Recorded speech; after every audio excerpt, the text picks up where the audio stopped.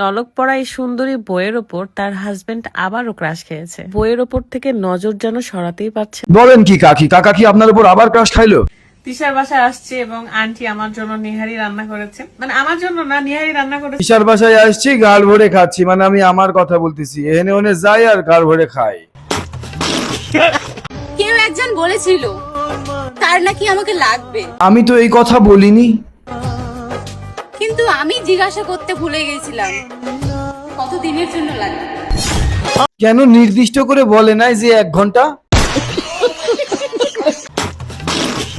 বাবার বাড়িতে আসলাম, এসেই গরমের মধ্যে রান্না বসিয়েছি। এদিকে জমিদার বাবু শুয়ে বসে আছে। ওটা কোন রাজ্যের জমিদার একটু জানতে চাচ্ছি। পাবলিক তো বইয়ে অনেক জমিদার দেখেছে, কিন্তু এরকম। আমার আব্বু কতটা নিঃস্ব হয়ে গিয়েছিল, জমিদার থেকে কিভাবে নিঃস্ব হওয়া যায় ও আচ্ছা, তার মানে আপনার আব্বা আগে জমিদার ছিল? সেটা না হয় অন্য সময় বলবো।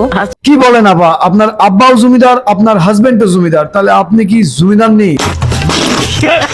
দেব। আমার জ্ঞান হওয়ার পর আমি কখনো দেখিনি আমার আব্বু কুরবানি দিয়েছে।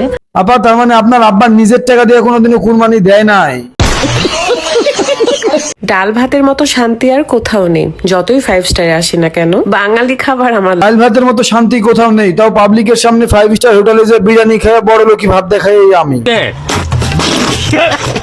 কচি লাউ দিয়ে মাছটা রান্না করলে ভীষণ মজা লাগে। ছাড়া বাঁচবো না এসব আমরা বলি না, তোমাকে ছাড়াই বাঁচবো, পারলে দাওয়াত দিও, তোমার বিয়েতে গিয়েও নাচবো। টাকা থাকলে কি নর্তকীর অভাব যে তোমাকে বিয়েতে নাচাবো?